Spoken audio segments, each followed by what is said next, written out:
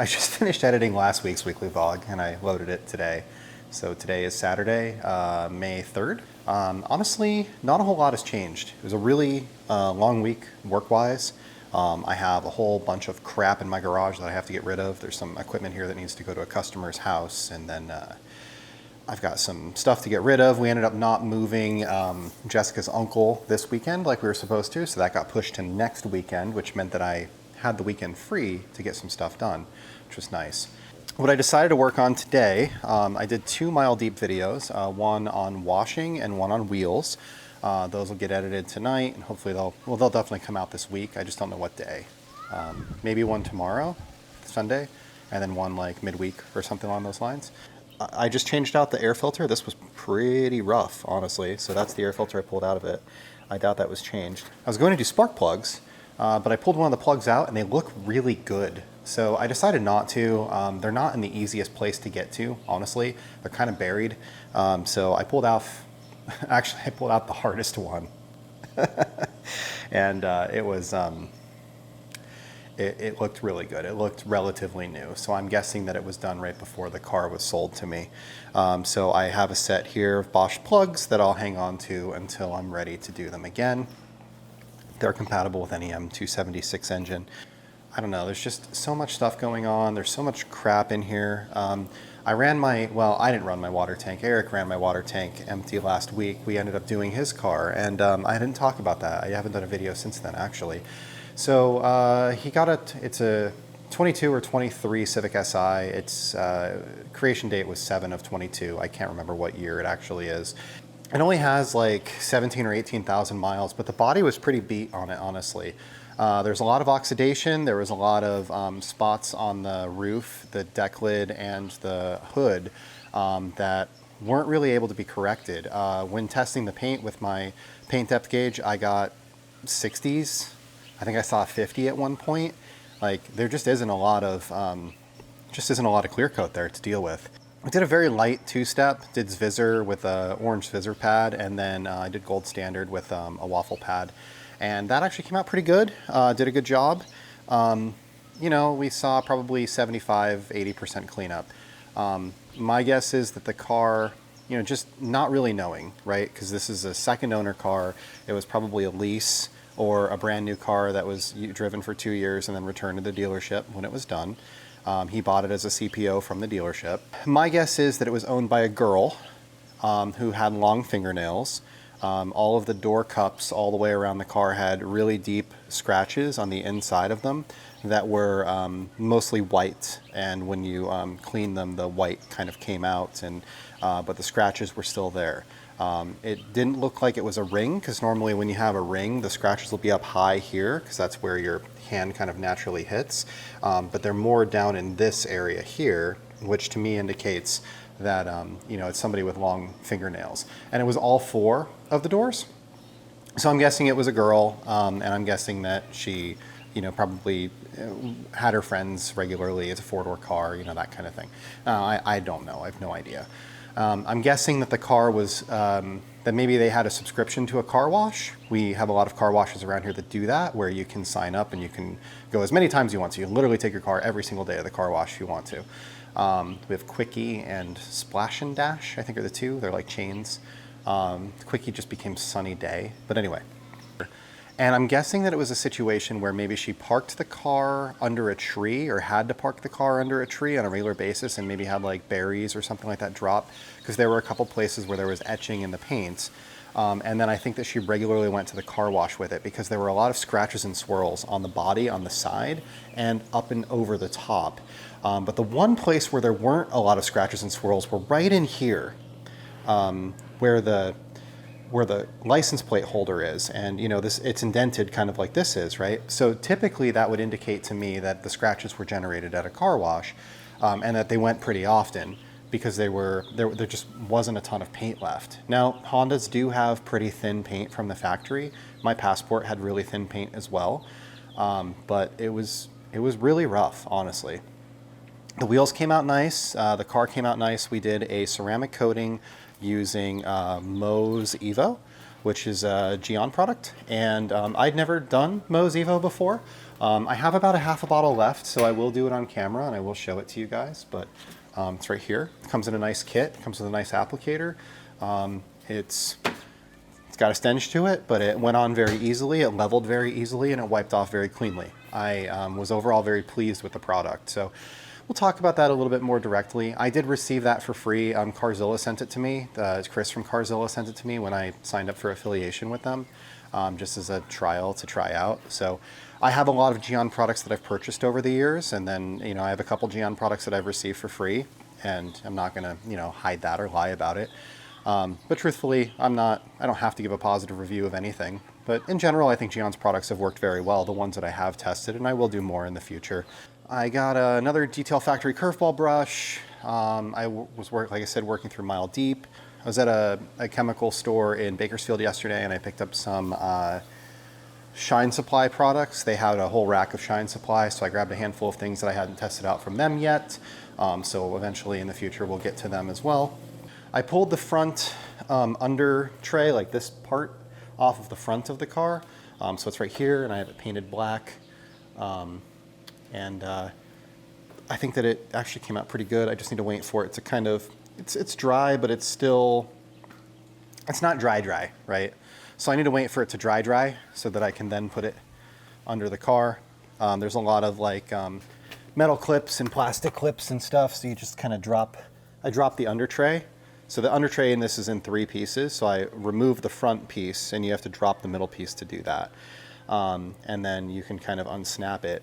And the way that it mounts in here, there's like a snap here, a snap here, a snap here, but some of these ones down here, so there's like slots and snaps. The snaps just kind of pull right out. That's where these are on the top.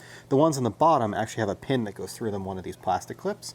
So you just have to like get up in there, but it's kind of in a pocket. It's not the easiest thing to get at, just to be honest. So this one is a pin, this one is a pin, this is a snap, pin, snap, snap, pin, snap, pin, so there's a handful of those, and then there's 4 across the top that have pins, this one, this one, this one, and this one. You can kind of get at them all. If you reach up underneath, you can get to the outside ones, and then these ones here, you kind of have to go up under here, or I actually was just able to kind of like bend it up just slightly and get a pick through the opening here in the front and just pick it up. So they're just push pins like this. So we will have to put that all back together. If you were gonna do the grill as well on this car, like I did, it would probably make sense to do this at the same time because you're already going to have the grill out. And if you have the grill out, you actually have like open access where you can literally reach your arm all the way down to here. So that probably would have been a better bet, is like when I did this grill, I should have taken that out as well and painted all of that. These you can kind of take off without having to worry about other things. They just unsnap, but this is a little bit harder. In the killing of all chrome on this car, I really only have a couple pieces left. The under back rear section here, which includes the tips for the exhaust, they're kind of bolted into the chrome piece there. So I have to remove that and paint that as well, which I will do at some point. And then the tops of the door handles right here. At some point we'll get those done as well and finish it all off. I think that it looks great, honestly. I'm really liking the black wheels. I like the kind of fat, thick look. It's like chunky, kind of. The wheels have a bigger offset or a lesser offset. They're further out. I've got some nice rim protection, as you can see. Like the tire to rim ratio is really good. So if you ended up rubbing a curb or something along those lines, you're likely gonna protect yourself from scratching up your wheels, which is really nice. The tires being 18s when the factories were 19s, I went down an inch, which means that I end up having a little bit less harsh of a ride, right? So overall, I think it rides a little bit better. It's a little bit bouncier because with the lift and the fatter tires, like that's just what's going to happen. The tires also weigh a little bit more, but it still performs. I can It'll roast those rear tires. This is a rear wheel drive vehicle. It'll roast those rear tires if I want it to. It still accelerates very well. Tires are slightly wider than stock, so they pick up really well. It honestly does a good job. I don't have any rubbing. Well, if I'm on full lock and I hit like a bump, I can just barely make it rub. Like, it's so close to not rubbing that I'm not at all concerned with it. The car's turning radius is insane. Mercedes-Benz, most of them can do a U-turn in a 2-lane road. Like, it's nuts. The tightness that they can turn when you turn the wheel to full lock. So I'm not at all worried about it. The radius on this is insane. Even without rubbing, it still turns tighter than most vehicles on the road. It turns way tighter than my Honda or, you know, many other cars out there. I think maybe my Mini Cooper is the only thing I've ever had that like has a tighter turning radius than this. So I think it looks great. I think the fitment is great. These were hit with that one has the Clean Tool tire dressing on it. You can see it's like a nice, very matte finish, just looks clean. This I just did with Mild Deep. I think it actually looks really good. It's like a satin finish. And then this one doesn't really have anything on it, so just kind of messing around with that. It's kind of weird when you're always testing products on your own car. You end up with like 4 tires that are covered with 4 different tire dressings and stuff like that. Like, it's whatever. But I'm excited to tow with it next week. I was obviously planning to do it today, but I'm glad that I got the break. The car was a mess. It's been 2 weeks since I cleaned it. I put about 1,000 miles on it in those 2 weeks. I had to go to Camarillo and back, and then I had to go to Bakersfield and back yesterday. So that's, I don't know what that was, 250 miles yesterday, and then another 250 to Camarillo and back, something along those lines. Yeah, sound system's great. Love it. Sounds great. Works well. Everything's awesome. Really happy with the Helix processor. I listed my Mac Studio for sale today, so if you want it, it's on eBay. But I'm guessing I'll probably pull about $1,400 out of that. So, and that's kind of like the way that it works, right? You buy a Mac for, I think in this case it was like 22, used it for 2 years, got a new Mac for 22, sell the old one for 14. It costs you about $800 to use the computer for 2 years, which, you know, works out to $30 a month, essentially, something thereabouts, for something that I use literally every day, all day for work, and then also use for editing videos and doing a bunch of other stuff. And it's a really exceptional unit. I definitely could have gotten more time out of it if I wanted to, but you know, it's just one of those things. I like having new technology. I like investing in new technology, and that's just something that I've prioritized in my life and my budget. Other stuff, my tank was completely empty. So when I did Eric's car, and then he cleaned his girlfriend's car and ended up emptying the tank out, which I have never done before. Surprising, didn't expect it. Normally I can get 3 or 4 cars out of that tank. I can easily get 3, but usually 4. And we only got 2 that day. So I had to fill it up from my garden hose to kind of get them going because the car had soap all over it. And then my TDS inside my tank ended up high. So I emptied it all the way out as far as I can, but the pickup tube is like an inch or 2 up off of the bottom. So I emptied it out as far as I could, and then I filled it up with DI water, and then my overall TDS was like 9 this morning, you know, a week later. And then I washed a couple cars today and did a couple videos and some other things, and just ran it as far empty as I could. And now I'm filling it up again from basically empty. So I'm expecting that when I'm done, I'll be at 1 or 2, which is about where, you know, if you're in the single digits, you're fine. You're not going to have water spots. You just can't be, you know, 400, which is what my water is coming from the city, right? Like I said, I tested a bunch of Mild Deep products today. I used one of them wrong, so I have to like redo that test. It was the Sheen, which is the drying aid. I expected it to work like another drying aid. I looked at the dilution ratio, diluted it, and then come to find it's actually supposed to be foamed on. Completely unexpected, but I did it wrong. At least I realized it before I released the video and looked like an idiot, I suppose, but I have to redo that, so that's fine. But their quick detailer is actually awesome. But I have some residue on the car from using it diluted and not foaming it. You're supposed to do 1 to 10 and then foam it, which would be like another 1 to 15 on top of that. So I ran it like 15 times what it should be. I think that's all for today.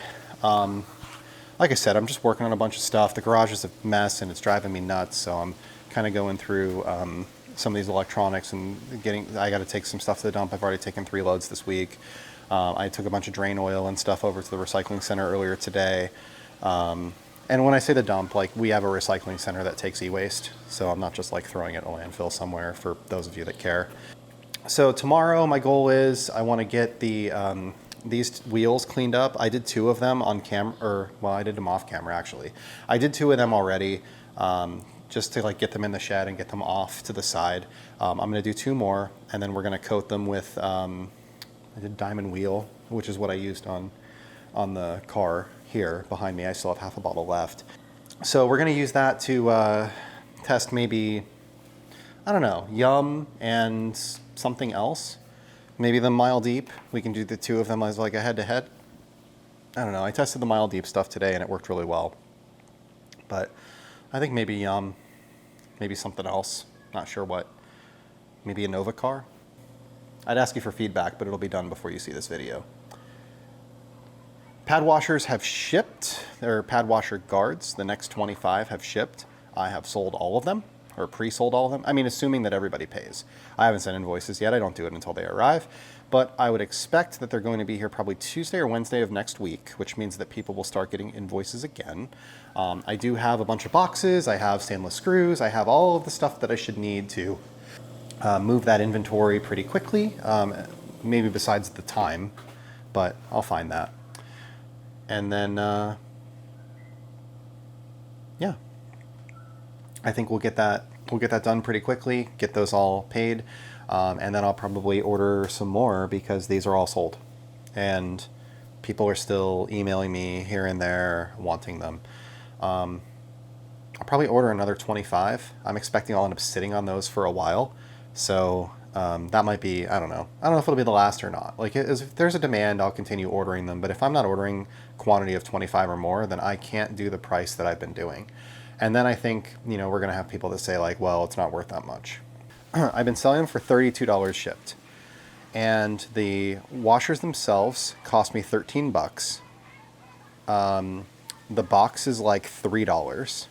The bubble wrap is, a couple cents. The stainless steel screws are a little bit. There's a bag that's in there as well. I've been throwing a bottle of Stay Strong in with every single one. That's $1 or $2. So realistically, I'm probably $16, $17 in cost on the unit. And then shipping, depending on where people are in the United States, has been the lowest I've seen so far is $9.70. But I have a couple people I've had several that have been over 15. So, best case scenario, I'm making $6 on one. But there are some that I'm making, $1 or $2 on. Honestly, just is what it is. I'm trying to keep the pricing simple, trying to make it so it's not a pain that I have to like do all these shipping lookups and try to figure out how much it's going to be for people. So I've just been flat feeing shipping for anybody in the United States and trying to be reasonable about it. The ones that I've made more money on are the people that bought multiples. They bought 2 or 3, and those have been a little bit cheaper. I have had 3 that arrived broken out of 95. So I'd say that's honestly not bad, given the ratio. But still, like I had 3 that arrived broken, so then I provided another one in a box and in the shipping and everything else. So those ended up being a loss. I would say, as a whole, I think I'm up about $150, $200, something thereabouts, which, it covers the amount of money that I spent on the original design and all of that stuff, which is all I was really ever trying to do. All in, I think that it worked out. I think that a lot of people are happy with them. I hope that they last and that people are enjoying them. Maybe people will order more in the future. Maybe more people will find out about them. It would be, kind of cool. And yeah, I used mine all weekend last weekend doing the Civic, and it worked great for me. So I hope that it works great for you guys too. But anybody who's waiting on that, they're coming. And as soon as I have them in hand and I verify that they're not, broken or messed up or whatever, I just don't want to, I don't want to send a bunch of invoices, have a bunch of people pay me, and then find out that like my whole order arrives and it's all screwed up or something like that somehow. I did order an IKE foam that is on its way. It has shipped. I have a ShineMate EB212, the new 3-inch Merca clone, the DA. That has shipped. That should be here next week. I have the new NextLED pen light. That has shipped. Should be here next week. Oh, press alls have shipped as well. Those will also be here next week. So I've got a lot coming. There'll be a lot of stuff to work on and talk about and mess around with and do, and I will try to get to all of it as quickly as I can. I apologize that my real job has kind of kept me away from doing the amount of content that I've kind of gotten used to doing on a pretty regular basis. So try to ramp that back up again and get to a point where, you know, I'm releasing a couple videos a week at least. So that's all I have for today. Thank you for watching and have a great day.